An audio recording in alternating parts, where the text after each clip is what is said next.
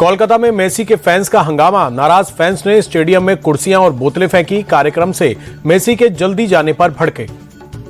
नाराज फैंस ने कार्यक्रम के खराब प्रबंधन के आरोप में तोड़फोड़ की। गुस्साए फैंस के मुताबिक मेसी स्टेडियम में केवल 10 मिनट ही रुके।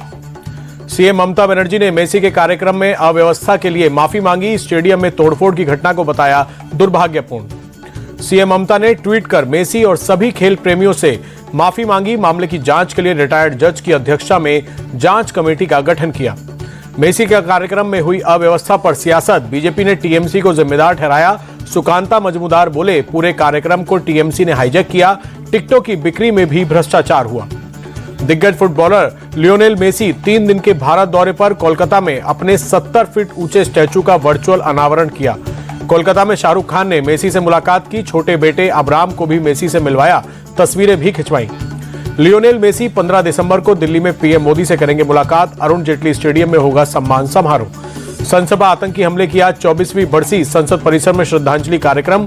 पीएम मोदी, उपराष्ट्रपति समेत कई नेताओं ने शहीदों को दी श्रद्धांजलि। नेता प्रतिपक्ष राहुल गांधी भी संसद परिसर पहुंचे, शहीदों को श्रद्धांजलि दी। सोनिया और प्रियंका गांधी भी रही मौजूद। भारत पर लगाए टैरिफ के खिलाफ अमेरिकी संसद में प्रस्ताव। 50% टैरिफ लगाने के खिलाफ 3 सांसदों ने प्रस्ताव पेश किया।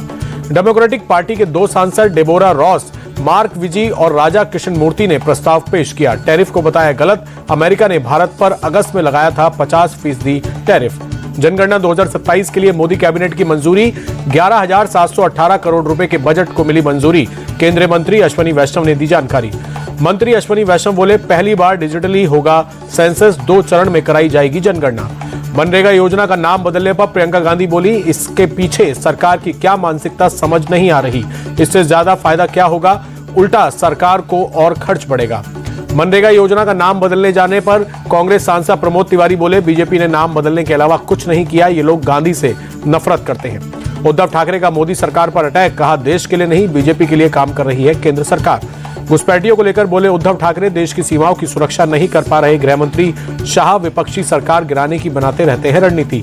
जेडीयू नेता राजीव रंजन प्रसाद का बयान, वंदे मातरम देश के स्वाभिमान से जुड़ा राष्ट्रगीत। इसे अगर राजनीतिक चश्मे राहुल गांधी देख रहे हैं तो ये बेहद शर्मनाक है। राजीव रंजन प्रसाद ने कहा, एसआईआर कोई मुद्दा ही नहीं है। बिहार में एसआईआर सफलतापूर्वक संपन्न हुआ, हमें जनादेश मिला। केंद्रीय मंत्री एसपी सिंह बघेल बोले, बिहार में एसआईआर के बाद से पूरे विपक्ष में डर। जनता ने एसआईआर के पक्ष में दबाया बटन। राष्ट्र हित में है प्रक्रिया। एसआईआर को लेकर कांग्रेस नेता पवन खेड़ा बोले, एसआईआर के नाम से वोट चोरी को कानूनी जामा पहनाने की कोशिश। विपक्ष के वोटों को काटना इनका लक्ष्य है। बीजेपी नेता शुवेंदु अधिकारी का ममता सरकार पर हमला। कहा, ममता बनर्जी सत्ता में रहेंगी तो लिखा रहेगा बाबर का नाम, बीजेपी के आने पर नाम हटेगा। 19 दिसंबर से शुरू होगा यूपी विधानसभा का शीतकालीन सत्र। राज्यपाल की ओर से जारी की गई अधिसूचना। यूपी के डिप्टी सीएम केशव प्रसाद मौर्य का समाजवादी पार्टी पर हमला। कहा, अखिलेश यादव का पीडीए है फर्जी। 2027 में 2017 से भी बड़ी जीत करेंगे दर्ज। हैदराबाद में बीआरएस के कार्यकारी अध्यक्ष केटी रामा राव से मिलने के बाद अखिलेश यादव का बयान। बोले, कोई राजनीतिक मीटिंग नहीं थी, मैं उन्हें पहले से जानता हूं। अखिलेश यादव ने कहा, मैं पहले भी आना चाहता था लेकिन राजनीतिक परिस्थितियों की वजह से नहीं आ सका। तेज प्रताप यादव ने रोहिणी आचार्य के बयान पर कहा, उन्होंने मांग की है तो उन्हें सुरक्षा मिलनी चाहिए। मैं खुद यहां सुरक्षित नहीं हूं। बोले, मैं अपनी बहन के साथ खड़ा हूं। केंद्रीय मंत्री जीतन राम मांझी ने रोहिणी आचार्य के बयान पर कहा, यहां बेटियां सुरक्षित हैं, दिक्कत तो उनके घर में है। जीतन राम मांझी बोले, सम्राट चौधरी ने साफ कहा है कि जो बेटियां सुरक्षित महसूस करती है उनको हम सुरक्षा देंगे और अपराधियों को बिहार में नहीं रहने देंगे। गोवा के पूर्व सीएम और पूर्व रक्षा मंत्री मनोहर पर्रिकर की आज जयंती। सीएम प्रमोद सावंत ने श्रद्धांजलि दी। अंडमान और निकोबार दौरे पर गृह मंत्री अमित शाह। सावरकर की कविता के 115 साल पूरे होने पर कहा, अंडमान और निकोबार बलिदान, समर्पण और देशभक्ति की तपोभूमि है। गृह मंत्री अमित शाह बोले, वीर सावरकर ने अपनी जिंदगी के सबसे मुश्किल साल अंडमान और निकोबार में बिताए थे। यहाँ की धरती भारतीयों के लिए तीर्थ स्थल। सर संचालक मोहन भागवत ने सावरकर की कविता के 115 साल पूरे होने पर आयोजित कार्यक्रम को किया संबोधित। बोले, अपने देश की भक्ति होनी चाहिए, यहाँ तेरे टुकड़े हो वाली भाषा होनी ही नहीं चाहिए। मोहन भागवत ने कहा, पूरे भारत को हम एक राष्ट्र मानकर चले हैं, संविधान भी यही कहता है। इस भारत में छोटी छोटी बातों को लेकर अलगाव टकराव कैसे होता है। उधम सिंह नगर पहुंचे सीएम पुष्कर सिंह धामी। स्थानीय लोगों से मुलाकात कर उनकी समस्याएं सुनी। दिल्ली में सांस लेना हुआ दूभर। अक्षरधाम इलाके में 400 के पार पहुंचा AQI। एयर क्वालिटी इंडेक्स गंभीर श्रेणी में। धुंध की मोटी परत में छिपा अक्षरधाम मंदिर। दिल्ली एम्स इलाके में बहुत खराब श्रेणी में पहुंचा प्रदूषण का स्तर। AQI 376 दर्ज। धुंध की मोटी परत के चलते विजिबिलिटी हुई कम। बिहार के समस्तीपुर में अतिक्रमण के खिलाफ कार्रवाई। वारिस नगर और मोहिउद्दीन नगर में अवैध दुकानों पर चला बुलडोजर, सैकड़ों दुकानें हुई ध्वस्त। सीतामढ़ी में भी अतिक्रमण के खिलाफ बुलडोजर एक्शन, सड़क किनारे बनी अवैध दुकानों को किया गया ध्वस्त। उत्तराखंड के खटीमा में दो पक्षों में हिंसक झड़प, आपसी विवाद में हुई चाकूबाजी, 23 साल के युवक की मौत, 2 लोग गंभीर रूप से घायल। इलाके में तनावपूर्ण माहौल, मृतक के परिजनों और स्थानीय लोगों में आक्रोश, आरोपियों की तलाश में जुटी पुलिस। पश्चिम बंगाल के कलिम्पोंग जिले में दर्दनाक सड़क हादसा, कार फिसलकर गहरी खाई में गिरी, 2 लोग की मौत, 8 लोग घायल। दिल्ली के कालकाजी में एक ही परिवार के 3 सदस्यों ने की खुदकुशी, 52 साल की अनुराधा कपूर ने अपने 2 बेटों के साथ लगाई फांसी। अनुराधा कपूर के कमरे से मिले सुसाइड नोट में डिप्रेशन को बताया खुदकुशी की वजह, दोनों बेटों की बेरोजगारी की वजह से काफी समय से नहीं दिया था मकान का किराया। कोर्ट के आदेश पर मकान खाली करवाने पहुंची थी पुलिस, अंदर से बंद दरवाजा नहीं खुलने पर पुलिस ने डुप्लीकेट चाबी से दरवाजा खुलवाया। दिल्ली में तेज रफ्तार का कहर, सुभाष नगर इलाके में तेज रफ्तार 2 गाड़ियों की जोरदार टक्कर, हादसे में 2 लोग घायल। मुजफ्फरनगर में सरतन से जुदा की धमकी, मौलाना पर दारोगा को धमकी देने का आरोप, मदीना मस्जिद के मौलाना पर मुकदमा दर्ज। तेज आवाज में अजान को लेकर हुआ था विवाद, मौलाना के पक्ष में उतरा जमीयत उलेमाए हिंद। यूपी के फतेहपुर में 2 पक्षों में खूनी संघर्ष, जमकर चले लाठी डंडे और ईंट पत्थर, महिलाओं सहित दर्जनों लोग घायल। लाठी डंडे से लैस दर्जनों युवकों ने एक मकान को घेरा, ईंट पत्थर से किया हमला, एक महिला ने वीडियो किया वायरल। मौके पर पहुंची पुलिस के सामने भी दोनों पक्ष के बीच हुआ पथराव, तनाव को देखते हुए भारी तादाद में पुलिस बल तैनात। खुले में शराब पीने वालों के खिलाफ लखनऊ पुलिस का अभियान, अलग अलग इलाकों की कार्रवाई। मणियाव इलाके में हिदायत देते हुए 92 लोगों का काटा चालान। नोएडा के गुलशन मॉल के थिएटर में 2 पक्षों के बीच झड़प, 2 युवकों को 4 दबंगों ने थिएटर के अंदर जमकर पीटा। प्रयागराज में माघ मेला 2026 की तैयारियां तेज, पंडाल सजने लगे, 3 जनवरी से शुरू होगा मेला, 15 फरवरी को महाशिवरात्रि के दिन होगा समापन। जम्मू कश्मीर के अवंतीपुरा में जैश का एक मददगार मुसैब नजीर गिरफ्तार, सुरक्षा बलों ने मुसैब के पास से ग्रेनेड भी बरामद किए।